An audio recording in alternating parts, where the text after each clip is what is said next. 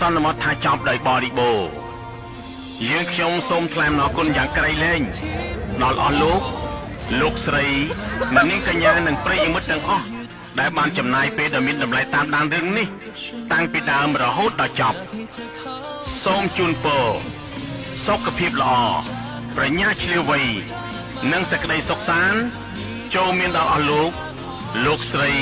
អ្នកនាងកញ្ញានិងប្រិយមិត្តទាំងអស់គ្រប់ពេលវេលាសូមអរគុណសូមគោរពលា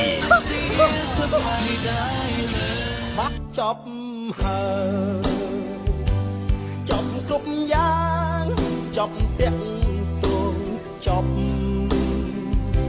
អ្វីត្រូវគិតចប់ស្នេហ៍ចប់និស្ស័យខ្ញុំចុកចាប់